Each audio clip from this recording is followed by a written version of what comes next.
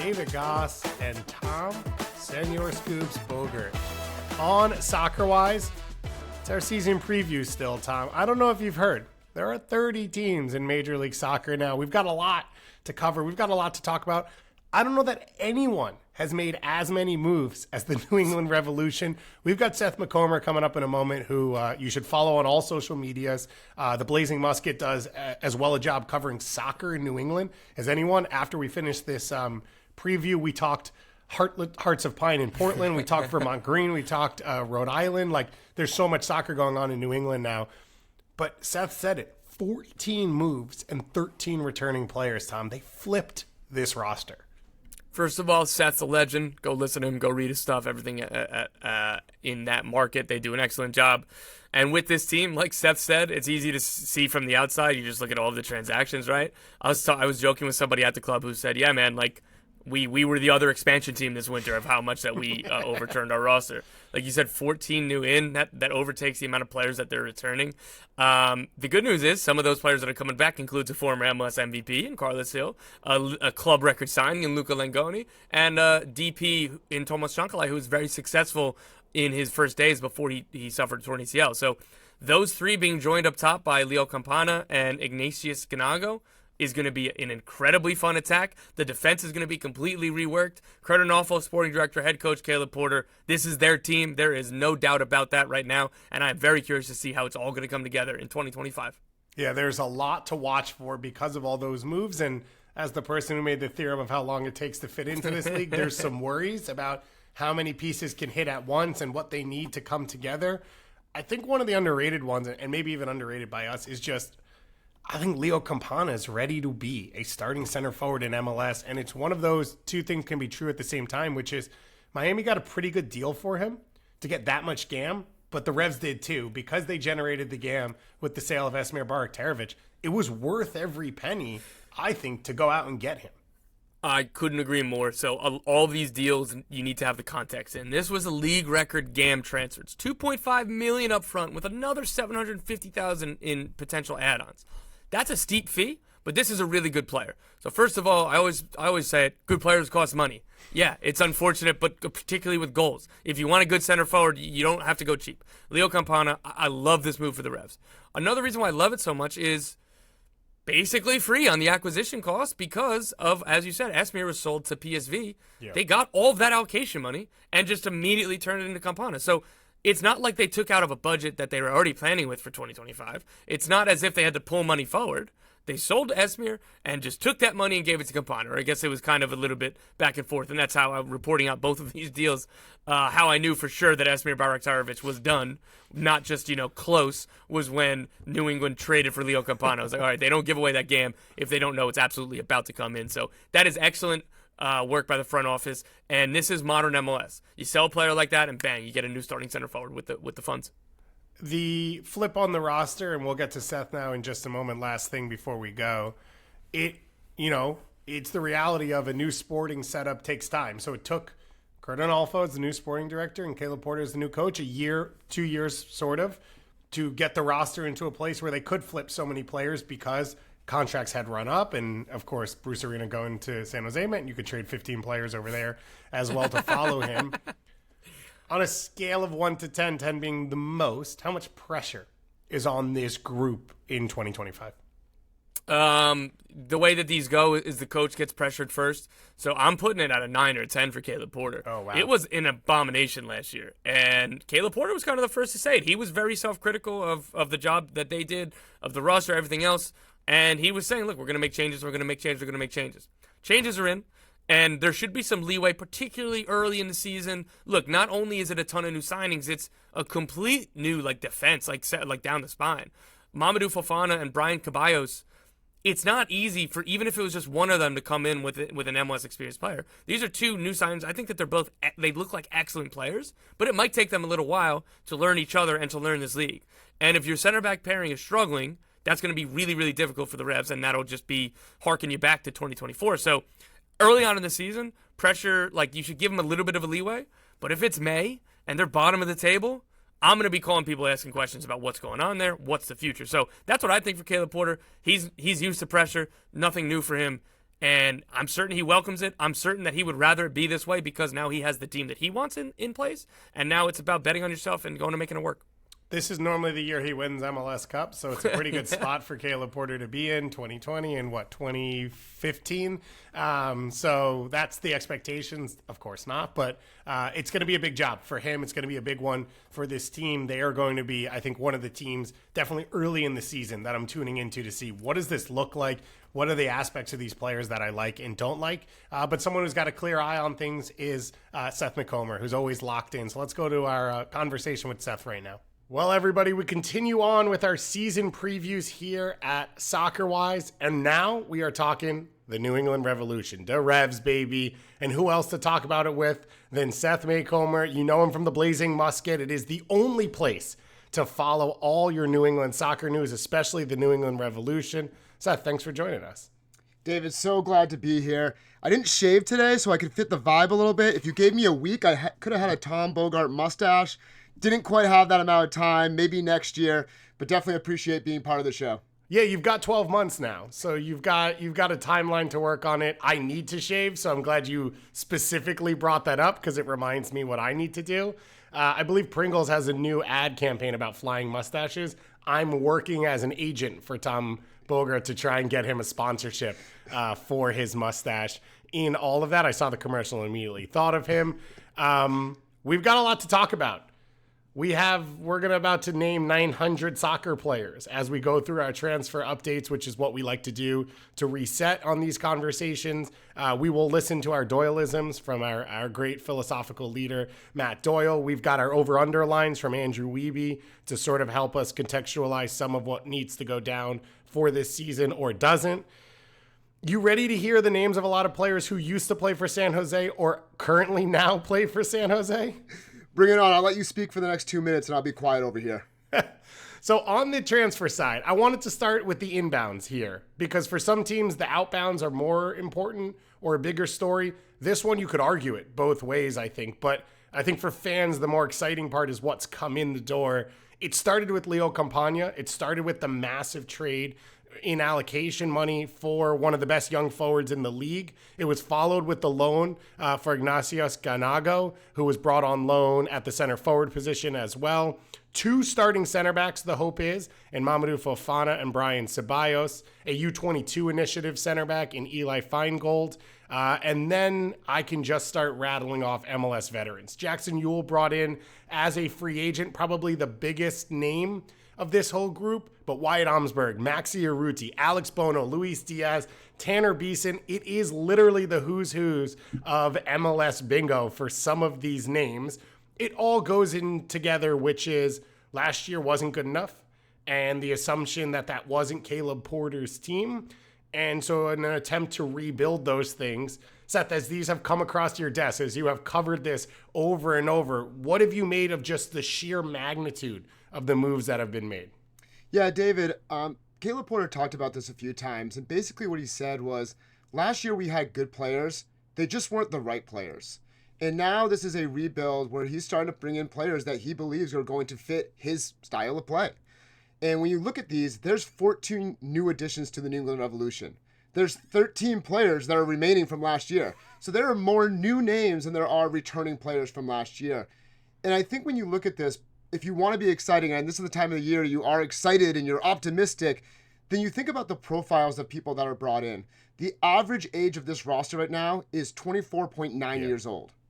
6 players are 30 or older. Alex Bono, Aljaz Ivicic, Matt Polster, Carlos Heel, Andrew Farrell, and Maxi Urruti. And of all the new players brought in, they're all 27 or younger except for Urruti, Bono, and Olmsberg. And a lot of those players are expected to be backup type of roles. Yeah.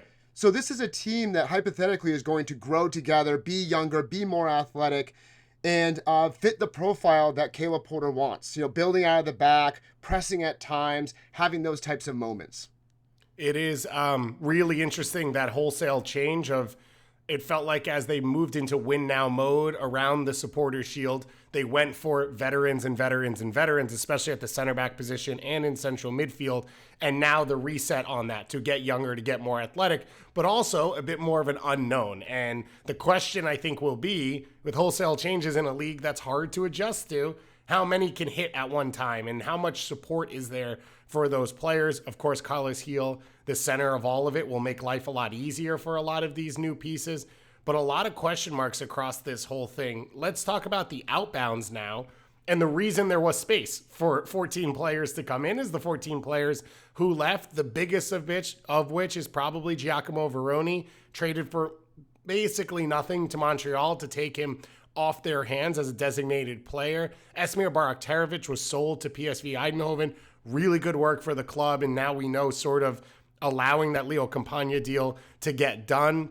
And then the veterans, Dave Romney, Mark-Anthony Kaye, Ian Harkes, and Earl Edwards Jr. are all now San Jose Earthquakes, following Bruce Arena across the country, and a number of players whose options weren't picked up. Barrera, Arriaga, Nacho Gil, Nick Lima, Tommy Mack, Jonathan Mensah, Bobby Wood, Tim Parker.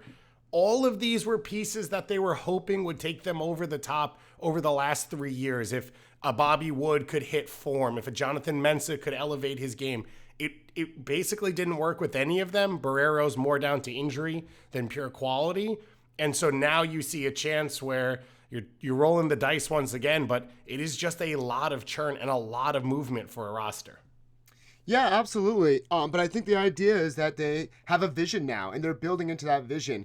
And when you look at someone like Esmir Baraktarevic, there's a path there that can be replicated in the future. Okay, so McIntosh is a player that probably is not going to play this year, but he just signed a first-team contract with the New England Revolution. That's someone that came into the academy from California.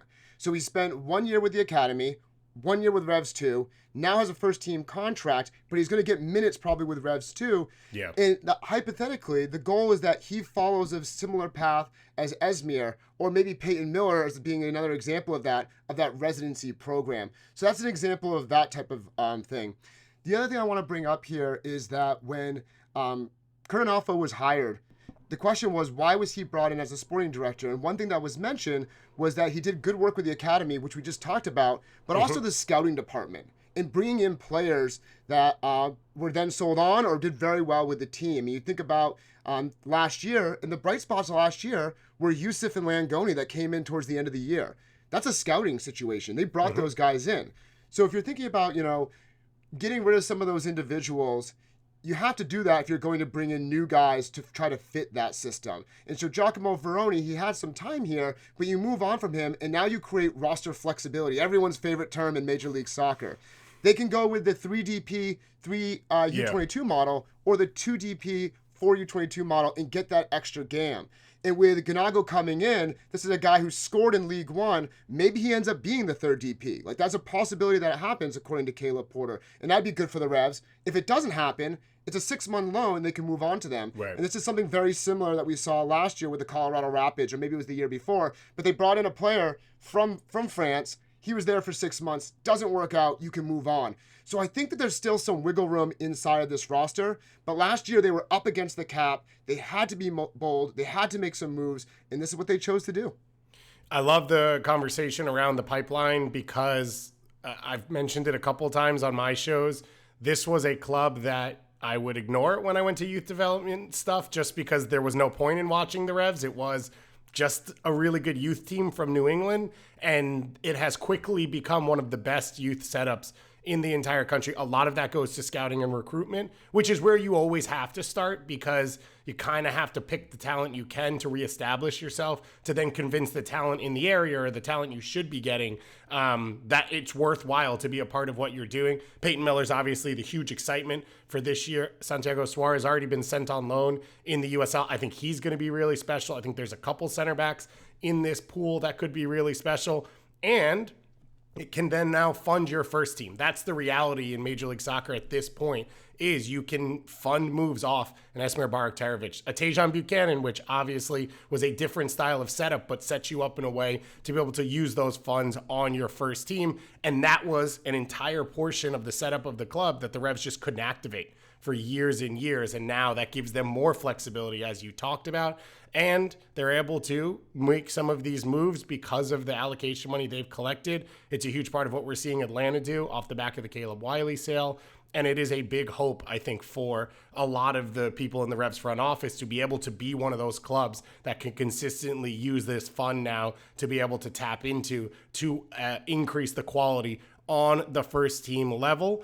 For cup competitions, the Revs are only playing in the U.S. Open Cup. We got sort of the layout from Major League Soccer as non-playoff team from last year. Didn't qualify for CONCACAF, didn't qualify for Leagues Cup.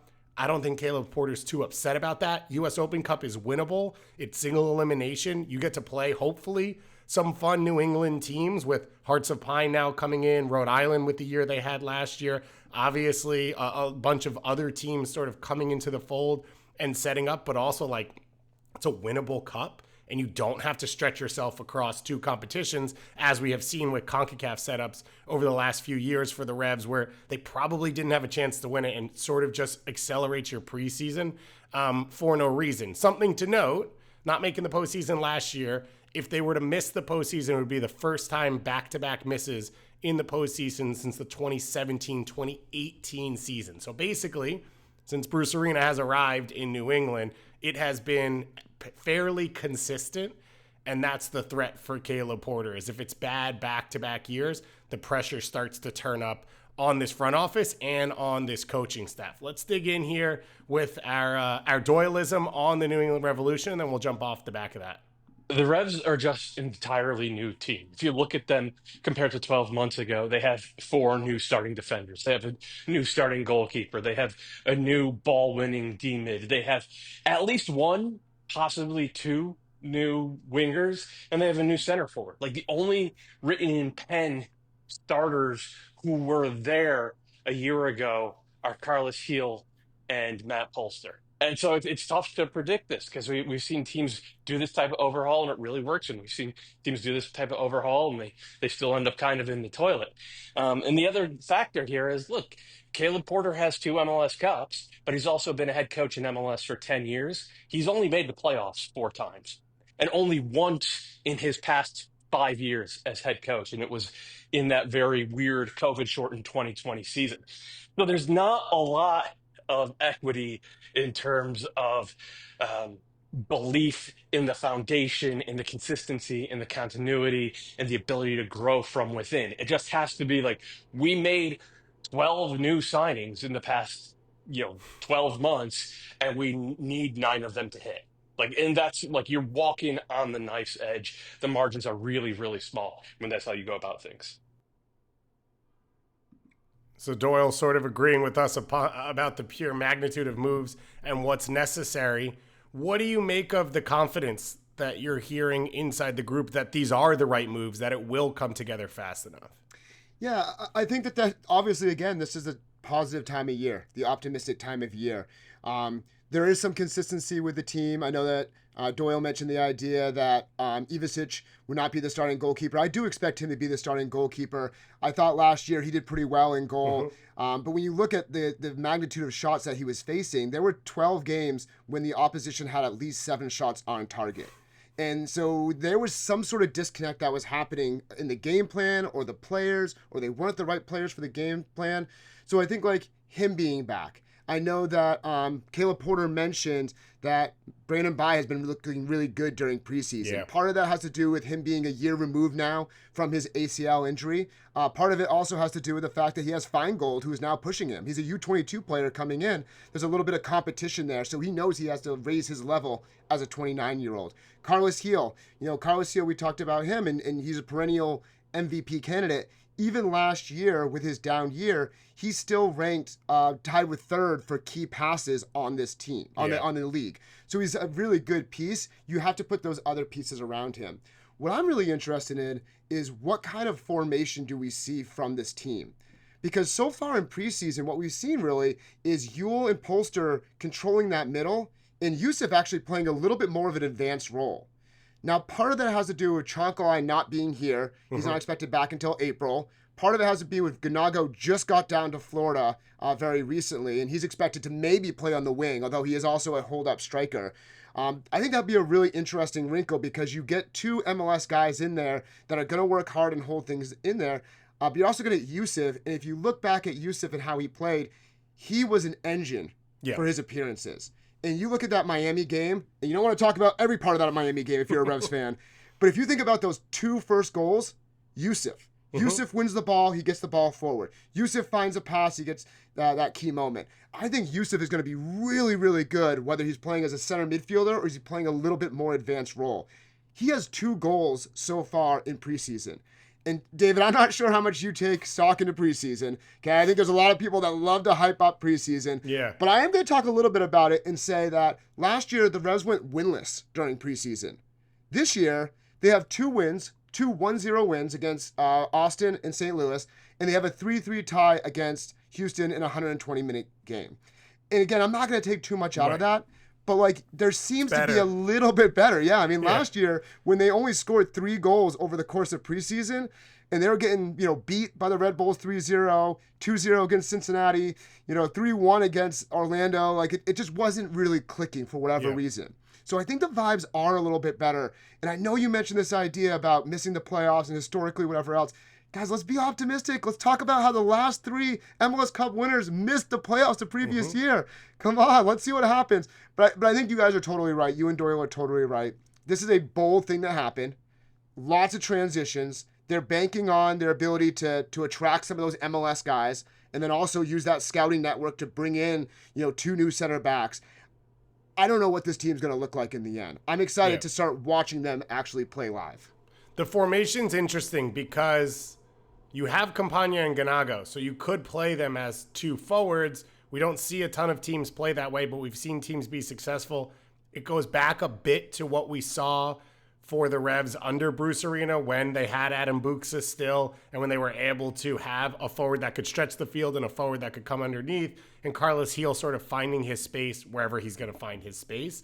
The idea with Yusuf playing a little higher up the field is he can protect everything that Carlos Heel doesn't want to do. And I was really impressed by him last year, as you talked about towards the end of the year. I love those moves that you make in the summer, knowing that player's really going to be settled the next year, but you get that 6 months for them to understand the league, the speed of play, the team, the environment, all those types of things.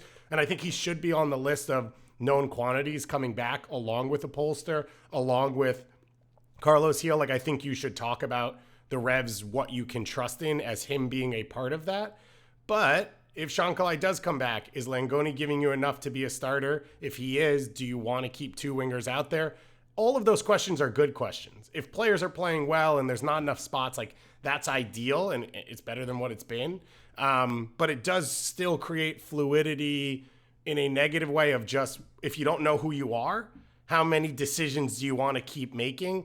And I think the hope is after the 6-month loan, you have a clearer idea about what the attack looks like. Let's talk about Leo Campagna for a second, because he hasn't been a consistent starter for 2 years because he ended up on the biggest sideshow in Major League Soccer. Not a bad one that won the Supporters' Shield and set the points record and, took that away from the Revs. But before that, he was sort of the one shining, example of positivity for Inter Miami for a little while. He is big, he's athletic, he's mobile, he's got a clean touch. He seems to, as a center forward, work for the team, is what we saw in Miami when he was creating for other players. And I think that's what kept him connected to the group, even as Luis Suarez came in and he lost his starting spot. How excited are you to see him on the Revs? Yeah, I mean, talking to Caleb Porter, he talked about the idea that Campana is more of a true number 9 than what they had with Veroni. And so he comes in and fits the game model a little bit better. 24 years old, he's hungry, he wants to play. He said the reason why he wanted to come to New England is because he's searching for playing time, that he wants to get into the national team. And so this is someone who knows the league, someone who has done it in the league, maybe not as high of numbers as you hope that you'd get from a starting striker, but the goal is that you're giving him an opportunity and you can be the guy, that he is the guy when he comes into this team, that he's not backing up someone. And I think the nice thing with Campana is that he used to be a designated player, but on this roster, he's not a designated player. So yes, you give up a lot of resources to get him, but one, you get those resources back with the sale of Esmir, but it also allows you to think about, well, if we do add another designated player, where would that be? Because our number 9 position should be all set. Right. Or if we want to bring in more U22s, where could it be? And if it doesn't end up really working with Campana, then you have an option come this summer of like, what else can we want to bring in to try to get this attack going? I do think it is positive that in the last preseason game, he did find the back of the net. You mentioned the idea that he is very good in terms of like working off the ball. That's an important part of Caleb Porter's system, like pressing, putting guys in certain areas. So I think that, on paper, it looks like it could be a really good fit for this team. I think looking back at the last preseason game, one thing that I saw that is a play that the Revs will probably want to replicate is getting Langoni a little bit wider, taking on guys with his pace, and then playing that low cross on the ground. When I looked back at Caleb Porter and how he played with the Columbus Crew, you saw that, those high percentage chances of balls on the ground from wide areas. And last year, it just didn't really come off. Last year was a lot of balls in behind where Veroni would try to find success that way. Well, maybe the Revs can play a little bit different style, maybe even get some more crosses in the air that Leo Campana can attack. So I think there is positives to Leo Campana coming to this team. Yeah, I think it should be exciting. One thing I like to point out as well for anyone trying to process sort of like that fee is you mentioned the non-DP part is, okay, you're paying a little extra, maybe in allocation money to acquire him, but you save that roster designation. He also has a U.S. passport. So I always tell people, like, take $175,000 off the allocation money in the trade because you don't have to go get an international roster spot. And especially for a club right now like the Revs, who are making all of these moves, and a lot of these moves are international players coming into the league, that has value probably outside of what it just stands for from a pure number point of view. And so I think that should be added as well. I think he's going to be really special for this group. I think he's going to be really fun to watch, and I'm really excited to see him get that playing time because when he was playing for Miami, he was in the Ecuador national team conversation. I was able to go see him at Red Bull Arena play and start for Ecuador in a full international friendly. Like, that's how good he can be when he gets those opportunities. He just kind of got stuck in a once-in-a-lifetime situation down at Inter Miami. Let's go to the other side of the field. Let's talk a little defense here, and let's go to our line from Andrew Wiebe. So Andrew Wiebe likes to set these for us to sort of give us some context of what we're talking about, or maybe take some risks for the season. And his for the New England Revolution was goals against. So he said the line for over-under is at 58.5. Last year, the Revs conceded 74 goals. It was, I believe, the second worst in Major League Soccer. It was the worst in the Eastern Conference. They had the worst goal differential in the Eastern Conference as well. 58.5, that line, so 59 goals against. Only 2 teams made the playoffs last year over that number. The Rapids gave up 60 goals, and Montreal gave up 64. And you can debate whether or not Montreal made the playoffs. They made a play-in, which they then lost. That's probably a debate we'll have another day. So the question here is, will this be a playoff level defense that they have put together off the back of these new signings? The 2 biggest being Mamadou Fofana and Brian Ceballos, the 2 center backs. Yeah, I'm going to be optimistic. Let's say yes, that they will be a better defensive team this year and they'll hit that mark. What they talked about in the media right now is they're saying that these players fit the profile. They're a little bit more athletic. Fofana, I believe, is 27. Ceballos is 23. So they're able to, take control of the ball, win aerial duels. And I think the issue last year when you saw Arriaga is that he was really good with the ball at his feet and carrying the ball forward. And you could see that it actually added a lot to the New England Revolution attack. That because he can beat that first attacker that's coming at him, it actually opened up a lot of the field. The issue is that anytime he was anytime he was trying to like face his own goal, he couldn't catch up, and he didn't have the pace to do that. So I think that you get a little bit more athletic and you get some guys that are more ball carrying center backs. The hope is that it all works out. I asked both players why they came to the New England Revolution, and what they talked about is Ceballos talked about how he was in Ukraine, and that was not a great situation in terms of the war happening, and that this offer came up, and he loved the idea of coming to a young team and working with Caleb Porter and having this project in the United States. And Fofana mentioned that actually people at the New England Revolution, he mentioned Kurt Anafo and Remy Roy, who is the technical director, had actually been watching him since he was with FC Metz.